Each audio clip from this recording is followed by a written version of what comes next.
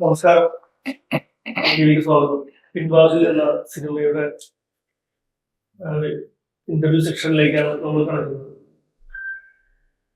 നമുക്ക് ഒരുപാട് ലെജൻസ് ആണ് നമ്മുടെ കൂടെ ഉള്ളത്.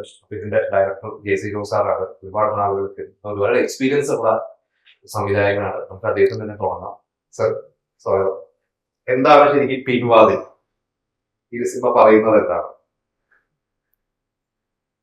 അതെ അതെ, പിൻവാതിലൊരു പ്രതീകമാണ്. ഇന്നത്തെ ജനാധിപത്യ രാഷ്ട്രത്തിൻ്റെ തുറന്നു കാണിക്കാൻ പറ്റിയ ഒരു പ്രതീക എന്ന നിലയിലാണ് ഇത് ചെയ്തിരിക്കുന്നത്. ജനാധിപത്യം ഇതിൽ വികലമായ ഒരുപാട് നിർവചനങ്ങൾ ഉണ്ടാകുന്നത് ഈ സിനിമയിൽ കൂടെ തന്നെ കാണാം. പക്ഷെ യഥാർത്ഥത്തിലുള്ള ജനാധിപത്യം എന്ത് എന്ന ചിന്തയിലേക്കാണ് ഇതിൻ്റെ ക്ലൈമാക്സ് അവസാനിക്കുന്നത്. അവസാനം ഒരു 500 രൂപ നോട്ടിൻ്റെ മേലെ ക്യാമറ സൂം ചെയ്യും. ഗാന്ധിജിയുടെ പടം മാത്രമേ അതിലുള്ളൂ. അവിടെ ജനാധിപത്യത്തെ പറ്റി ഗാന്ധിജി ഒരു ചെറിയ കുട്ടിയോട് പറയുന്ന കുറച്ച് വാക്യങ്ങളുണ്ട്. അത് സഹകരണം, തോറ്റവരോടുള്ള ബഹുമാനം, ആ ഒരു കൊച്ചുകുട്ടിയോട് പറയുന്ന ഒരു നർമ്മബോധവും അവസാനം ഗാന്ധിജി അതിൽ ഉൾപ്പെടുത്തിയിട്ടുണ്ട്. അവരുണ്ടായിരുന്നത് കൊണ്ടാണല്ലോ നീ ജയിച്ചത് എന്ന ഒരു ചോദ്യം. വാസ്തവത്തിൽ ആ ഒരു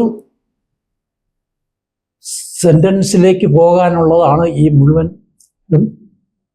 ഈ സിനിമയുടെയും സംഭവങ്ങൾ ഒഴുകുന്നത്. ഒരുപാട് പേരോട് വർക്ക് ചെയ്തിട്ടുണ്ട്.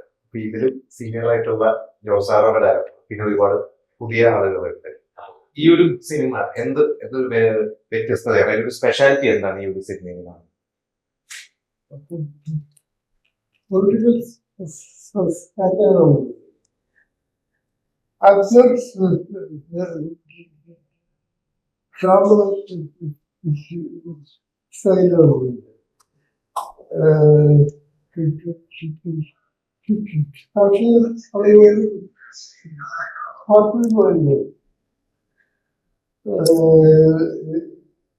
അപ്രോച്ച് ചെയ്തിരിക്കുന്നത് റിയലിസ്റ്റിക് അപ്രോച്ച്. പക്ഷേ സിറ്റുവേഷൻസ് ക്യാരക്ടേഴ്സ് എല്ലാം ലൈഫ് അല്ല.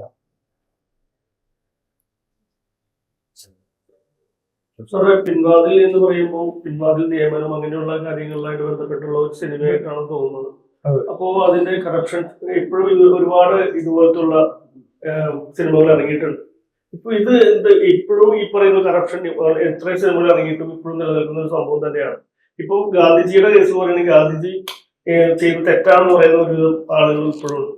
അപ്പൊ ഇത് എന്ത് വ്യത്യസ്തതകളെ കൊണ്ട് ഈ പറയുന്ന പിൻവാതിൽ ഈ പറയുന്ന കാര്യങ്ങളിൽ എന്ത് ഇനി വേറെയിരിക്കുന്ന സിനിമ അല്ലാതെ ഇപ്പൊ ഇതിനെന്താണ് പ്രത്യേകതകൾ വരുന്നത്? ഇത് ഒരു കാർട്ടൂണിസ്റ്റിന്റെ കാഴ്ചപ്പാടിലാണ് ഈ സിനിമ എടുത്തിരിക്കുന്നത്. എനിക്ക് കാർട്ടൂണുകളോട് ഇഷ്ടവും ആരാധനയുണ്ട്. അപ്പോൾ കാർട്ടൂണിസ്റ്റിന്റെ കാഴ്ചപ്പാടിൽ ഈ സിനിമ വരിക എന്ന് പറഞ്ഞാൽ ഊതിപ്പെരുപ്പിച്ച കഥാപാത്രങ്ങൾ, യുക്തിയെ കൊഞ്ഞനം കാണിക്കുന്ന സംഭവങ്ങൾ, അസംബന്ധ കാര്യങ്ങൾ. ഇത് ഒരു അസംബന്ധ സിനിമ ആണെന്നും പറയാം. അതായത് റിയലിസത്തിൽ നിന്ന് വളരെ മാറി നിൽക്കുന്ന ഒരു കഥയും അതിൻ്റെ ട്രീറ്റ്മെൻറ്റുമാണ്. പക്ഷേ ഈ അയഥാർത്ഥ്യങ്ങൾ നേരെ ചൂണ്ടുവിരൽ ചൂണ്ടുന്നത് യാഥാർത്ഥ്യത്തിലേക്കാണ്. അതൊരു ടെക്നിക്കാണ്. അതൊരു സിനിമയെക്കാളും സക്രിയയുടെ ഒരു കഥ പറഞ്ഞാൽ അത് മനസ്സിലാവുമെന്ന് തോന്നുന്നു. സക്രിയയുടെ കഥയിൽ ഒരു കരടി ഒരു മലയാളി യുവതിയെ കല്യാണം കഴിക്കുന്നു, സുഖമായി ജീവിക്കുന്നു. ഇത് കണ്ടിട്ട് ഈ യുവതിയുടെ അമ്മയ്ക്ക് അസൂയ തോന്നുന്നു. എന്നിട്ട് മകളോട് പറയാണ്, ഇതുപോലെ വല്ല കരടികളുണ്ടെങ്കിൽ എന്നോടൊന്ന് പറയണം. അപ്പോൾ ഒരു സ്ത്രീപക്ഷത്തുള്ള ഒരു രൂക്ഷമായ വിമർശനവും കാഴ്ചപ്പാടും അതിനകത്തുണ്ട്. അതുപോലെ ഒന്ന് പറയുക, വേറൊന്ന് ധ്വനിപ്പിക്കുക.